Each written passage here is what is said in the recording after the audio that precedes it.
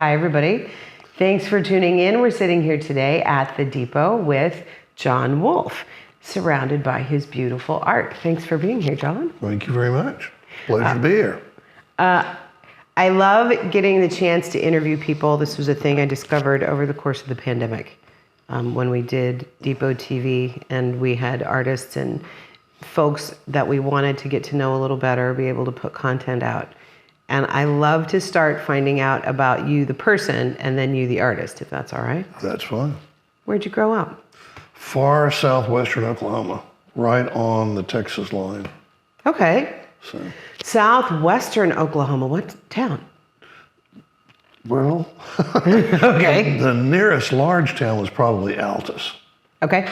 So it's the town I grew up in was around 500 then. Wow. And now I think it's maybe 100. It's like a lot of small towns just going away. Wow. Wow. Yeah, tiny.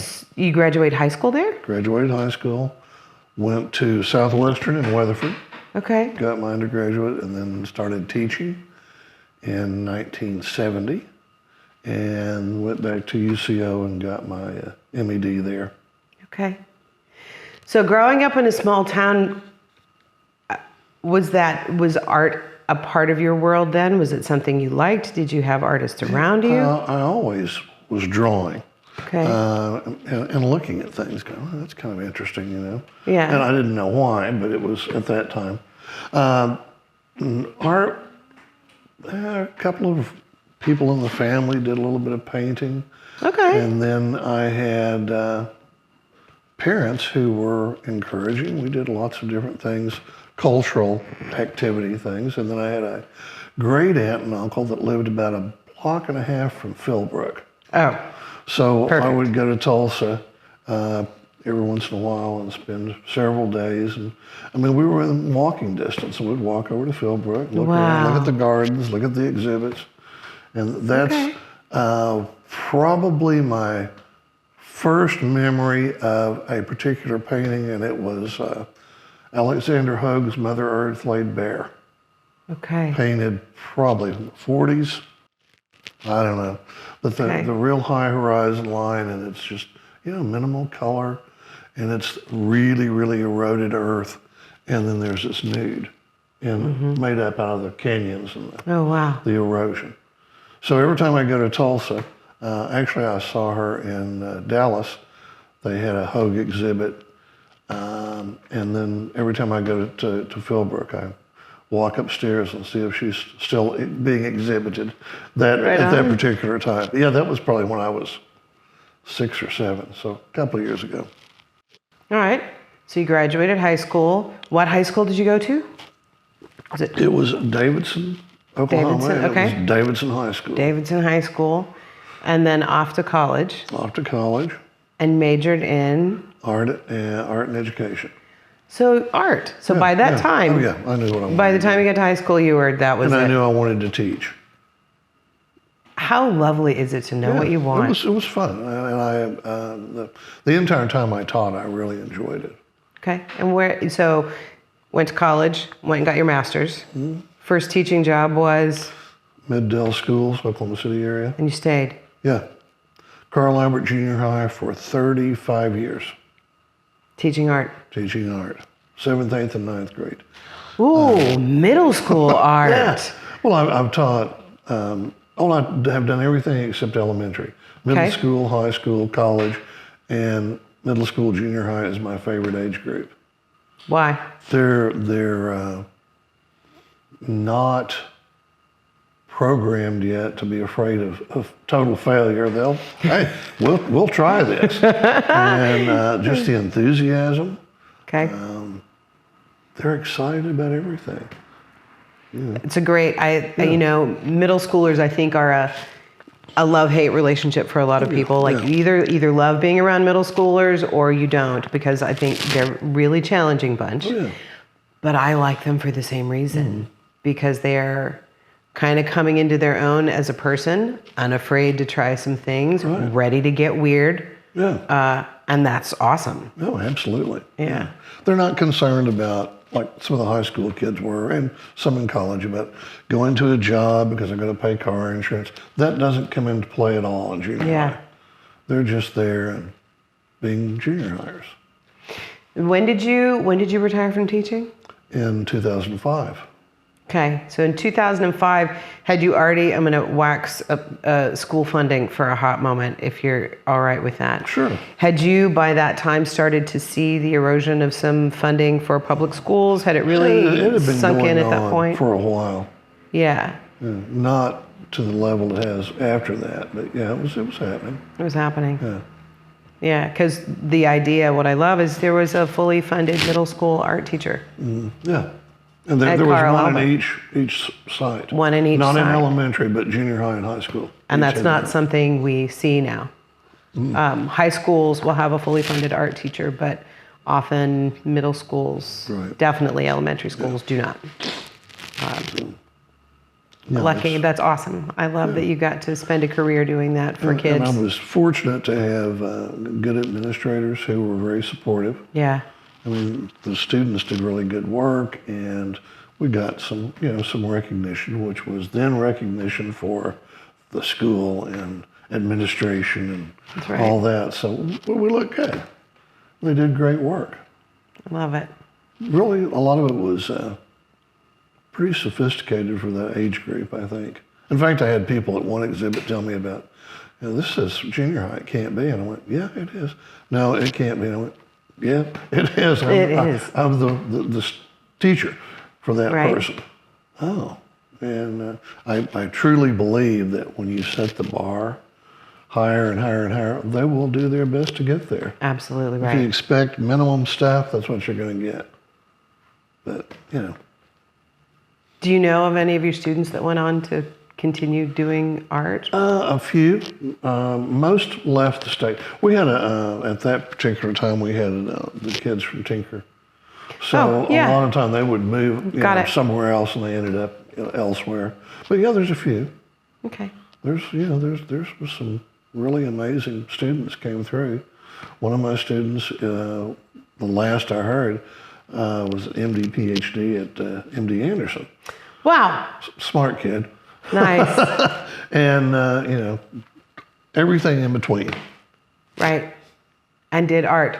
It's funny, this is one of my favorite statistics about art and about the practice of art and music, that over 80% of people who are tops in their technical or science fields also have an art form or a music instrument that they study, because those things go hand in hand, that executive function, that practice, that, subjecting yourself to a skill or a perspective. Those are really valuable things. Makes a difference. It does. So after you made a difference for kids and taught art for 30 years, did you make art your own art during your teaching career? In the summer. In the summer. Okay. By the time I got home in the afternoon, it was like, I don't want to do anything. I feel that. It was. I have lots of friends who are teachers. Maybe a nap. Yes. Get ready for the next day. If I have the energy, I'll make myself food. If not, I'll grab something out of the fridge, and then we'll go to bed and do it again. It was, it was all mainly in the summer. Yeah. All that time. Okay. Somewhere, I've been going to New Mexico in the summers for 35 or 40 years. Oh, wow. And it originally started off as a class. And I would go there like the week after school was out. And that was kind of a nice way to get, jump started into doing work. Okay. And then we'd come back and work until school started, and then go back to the other.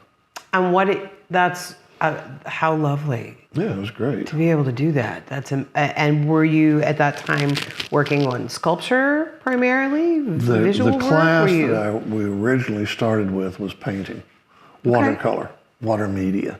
Sure. And so it was two-dimensional. Okay.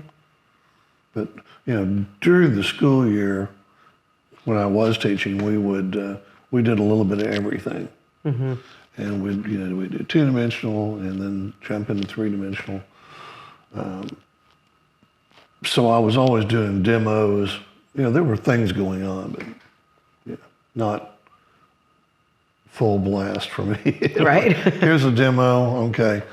Then I might finish it up the next day, or it may go into the reclaim bin. Who knew?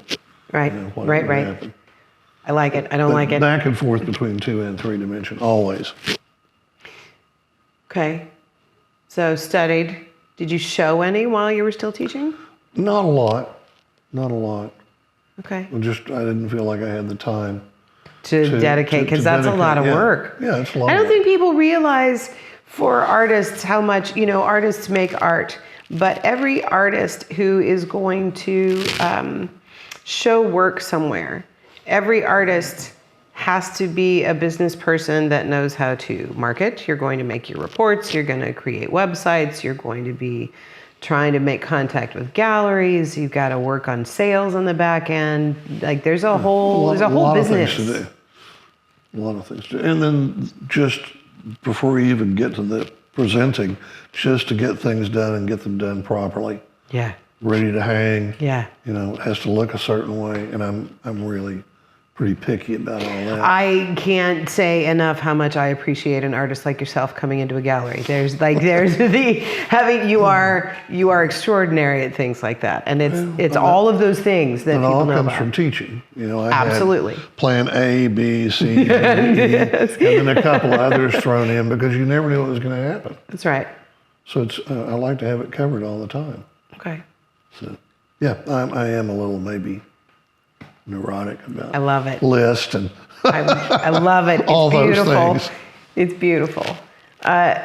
So after you retired from teaching, did you know immediately like you were just going to pour yourself into art and now it's my turn? That's what I wanted to do. Yeah. So within a week I was off and running.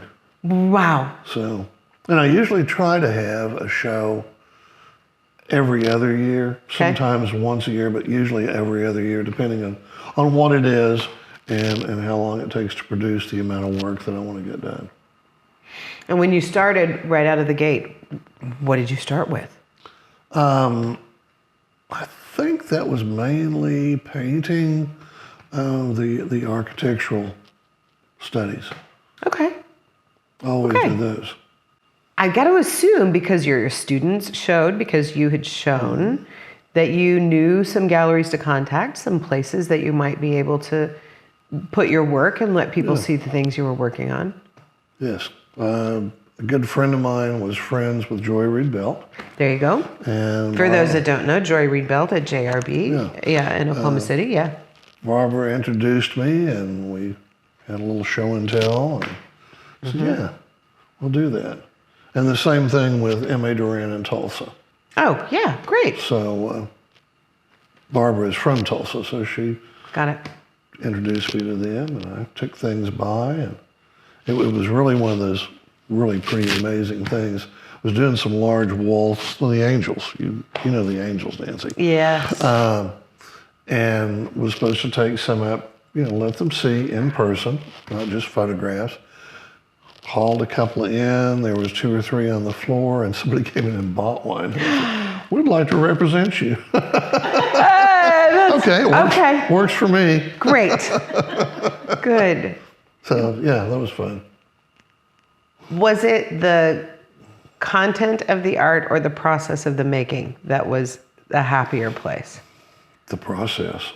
Okay. When that piece is done, it's done, Yeah. Put it away and let's do another one, start another. It's the doing. Right, the doing. It's the doing. The thinking and the, figuring out if this is what I want, how I wanted it to look. And, right. I spend a great deal of time after things are, well, I don't know if they're finished or not, but when I get to a point where I stop, I'll lean them against a wall, usually not in plain sight, where you walk down a hall and glance and you see it.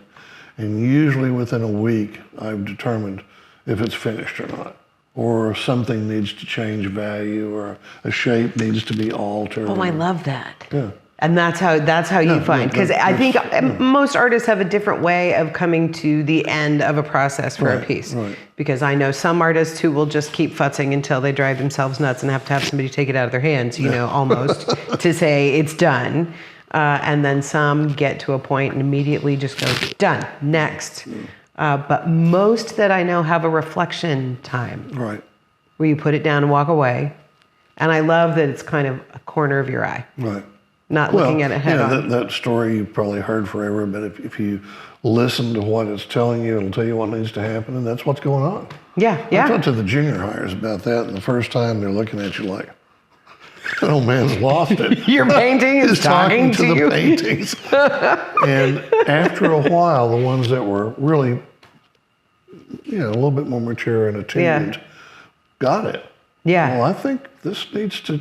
What do you think? Well, I don't know. I was looking at it and with this compared to, and they got it.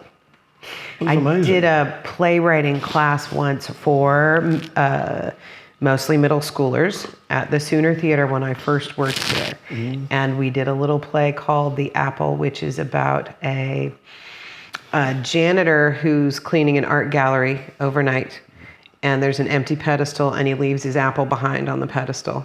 And then the next day, everybody has lots of things to say as they're viewing this apple on the pedestal. It's a really nice way to get kids to start talking about art. And we watched several pieces of documentary work about different artists as we talked, and we were going to make some pieces for our sets and hang them. So we played Jackson Pollock for an afternoon. We talked about colors. We had the kids choose some colors. We put giant canvases down. And what really struck me with those middle schoolers, like you said, I said, you're going to look at it. And we talked about looking for balance, looking for focal points, looking for, colors that made sense, looking for those kind of things. And it was fascinating to watch them go, no, it's heavy over there. Do you see that it's all saturated and full? And we have to, it was so fun to watch them come to that place where they saw it. Like, the canvas will talk to you a little bit, kind of tell you what needs to go on. Just gotta listen. Just gotta listen. So you kept making series, and I've seen your Angels too. I think you showed me those the first time, Nancy, for those. I'm talking to Nancy McClellan is here with us. She's the founder of the Depot Gallery. We're happy to have her here. I'd seen those Angels. I think those are the first pieces I ever saw of yours.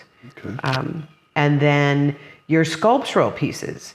When did sculpture become a part of it? I've always gone back and forth. I mean, almost all of your work has sculptural elements to it. Yeah, but I mean, just strictly two-dimensional and strictly three. I'll go back and forth.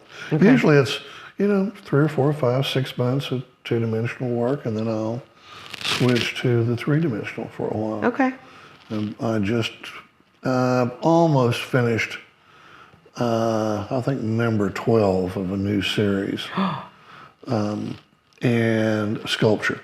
And I'm thinking it may be time to go back to two-dimensional for a while. I don't know why. Okay. It just sort of, something says, change the back to painting. I find that a common thing too among artists, where you have to take a break from one thing and do a different thing. Mm-hmm. Absolutely. Why do you think? I can't explain. It just happens. It's just like, one day, it's time to change. And moving on. Then it'll revert back the other way, at a little later date. Mainly I've done sculpture probably for the last couple of years with this series of paintings, which goes with the series of sculpture that was, these paintings and the sculpture were on the exhibit JRB. So those were sort of done at the same time, but usually it's one or the other. So let's talk about these for a minute. So we've got, right now, the show that we've got up at the Depot there's pieces from 3 different series that you've done. Right. And the one that you're just talking about, and we'll make sure that we get some photos of those up or some images of those put in so that you can see them. But these are the most recent series. Yeah, right? These yeah. that you're talking about. That is the most recent series of paintings. And what I really like about them, personally, I love the textural, very sculptural pieces of them, but the color palette as well. Yeah. Do you start with a color palette in mind when you're doing something like these pieces? Is it just you pick what you like, it happens? Probably all the above. Okay, fair enough. That's a good vague answer. Fair enough. I knew I wanted a little bit more color because not too long ago, this other series, the basically black and white and gray, Yeah. where there's no color to speak of. And then I wanted to introduce some color, but not intense color. The Friday, well, I guess it was the second Friday last month, when Sue Reedy came in and she said, I really like your work. They're quiet. They're quiet. And I took that as a really serious compliment because that's what I wanted. I want something calm. Everything is so chaotic right now, everywhere. Yeah. And it's that kind of need for calm and quiet and peacefulness. And I find that really common in your work. Yeah. It's important. It is important, and I do love that. I mean, I think you can have good art that provokes. Yeah. You can have good art that, might have really something strong to say, but there is something to be said for art that pacifies as well, Right. that brings pleasure and peace. And your work is very much that work. Intentionally so? Well, I mean, or I think is so. that So. part of what it does for you? There was a series of sculptures 2 or 3 years ago, figurative, really simple. The torso was frosted acrylic. Did you ever see any of those, about so tall?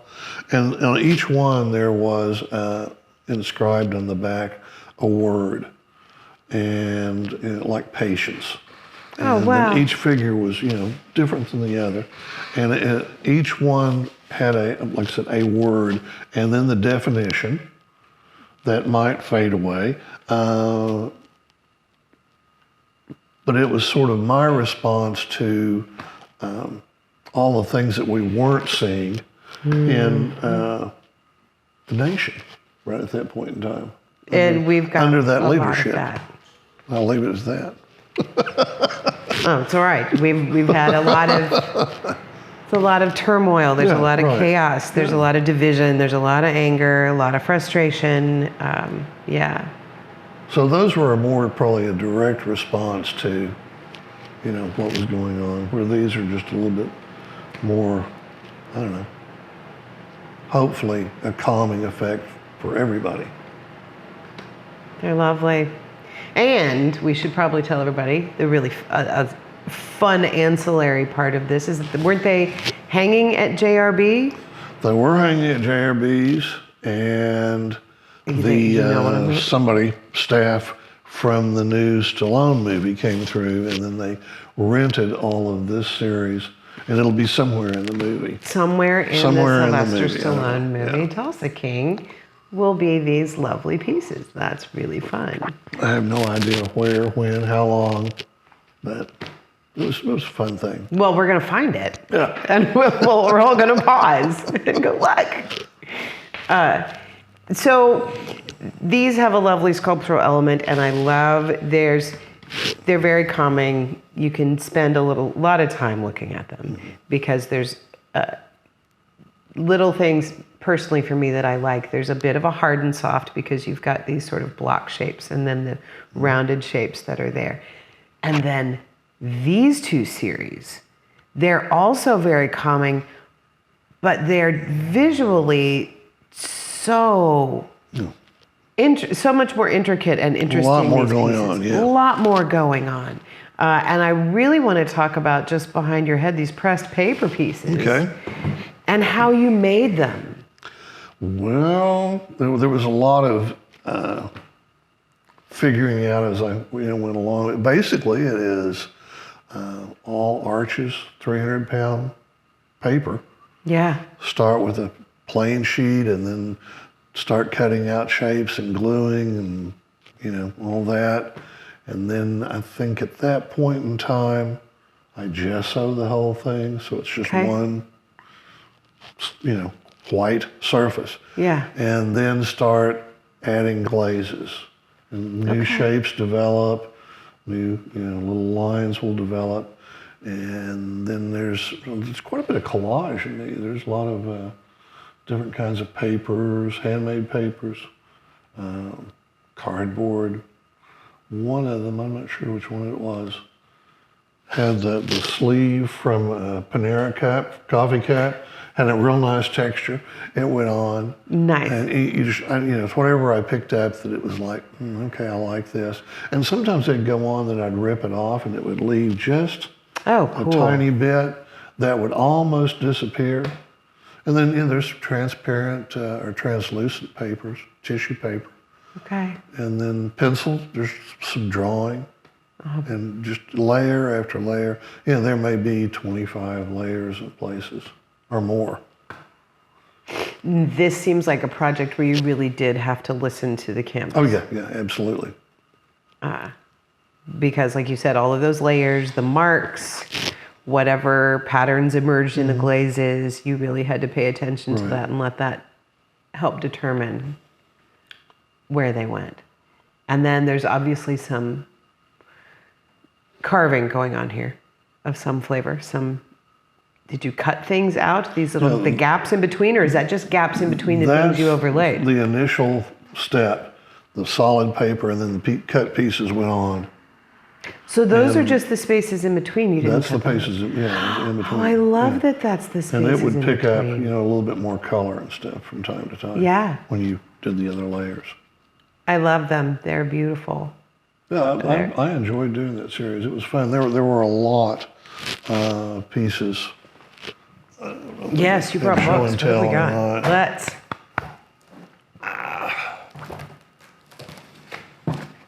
Yeah, this is all. There's like 70-something pieces. Oh in that my series. goodness! So I'm going to show this to the camera from three-dimensional sculpture Look pieces, at those. So some of them are up on stands. I love that those are up on stands. And we'll try to capture some of these images for you all, because the whole series is just interesting, and I love that they're similar but unbelievably unique, every single one. And just so you know, John's stuff will be here through November 5th, and some of these pieces in our small work show in November and December. But I'd also like to talk about these things. Okay. These have caused more conversation than any piece we've had in the depot in the last several months. People are fascinated by them.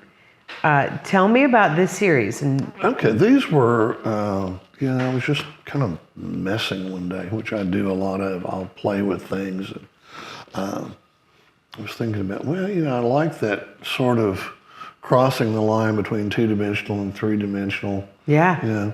It's not a painting, it's not a sculpture. Maybe it is a sculpture. Who knows? Whatever. But it's on what would be probably considered a traditional two-dimensional start. I'm really intrigued with calligraphy. Yeah. And a friend of mine, used to be my neighbor, now deceased, Michi Susan, did amazing things, and she had her poem series, and it was calligraphy, not necessarily saying anything but marks. She was trained, but she would do these things, and it would just be a series of marks, and they were beautiful. And anyway, I thought that's really interesting, so I started kind of playing with shapes, and I've had a lot of people go, "What does it say?" Well, what do you want it to say? This is the conversation that we have a lot in here. It's whatever you want it to say, or it doesn't have to say anything. Hopefully just a pleasing group of shapes that work together and, And they really are. Yeah. They really are, because you do get this sense that it says something, and because it's tranquil. They're tranquil. They're peaceful. There's, one or two of the pieces that have really nice light effect on them.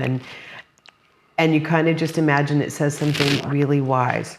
At least I do. Well, fool them. Absolutely. Oh, they're terrific. Before we end, what else do you want people to know about your work? Well, I think it's constantly changing, evolving Absolutely. a little bit. I had a good friend in college, and that was many years ago, and his goal was to become self-sufficient as an artist. Mm-hmm. And that's kind of like professional basketball players. There are a few that make it, but not all that many. That's right. Anyway, I ran into him. It's been a few years ago now, and asked him what he was doing, how he was doing, and he said, I go to the studio every day and it's work. And I went, what do you mean? As he would try to evolve in his work, because he was very successful initially, people would go, oh, we like the old things better. We like what you were doing before. So he kept going back. So after 50 years, 40 years, it hasn't evolved very much. He's doing the same thing he was doing in 1970. Wow, and then it's work. It's a job. It's a work. It's like digging ditches. It's 9 to 5. That's what I do, and that's what I have to do every day to make it work. And I don't ever want to feel like that. Yeah. You strike me as you are an artist like a writer is a writer. The process is important. It's what you want to do when you get up in the morning. It's what you do. And I think like a writer has to write different stories. Writers don't write the same story every day. Exactly. Artists need to have an opportunity to explore new parts of their perspective or new corners of their skill sets or... Absolutely. I think that's what keeps it alive and beautiful. We'll see what develops next, but it's I look forward to it every day. I love that. And sometimes we get a lot done, sometimes it's 20 minutes worth, but then that usually leads to another thing that goes to another, and off I go in a different direction, a slightly different direction. Yeah. I think everything is informed by what I'd done before. Sure. Because even in here, these are obviously 3 different series, but there's a lot of commonalities too. It's like a good artist, and you are a very good artist. Well, thank you. Right? You can tell it's your work. There's a sense of you in it. Okay. Even though they're all very different, and I appreciate that. Good. Thanks for being here. Enjoyed it. Thanks for telling us stories. All right. I always tell a story. Good. Well, come back and we'll do it again. All right. All right. Thanks, everybody. We've been talking with John Wolfe today. We'll see you soon.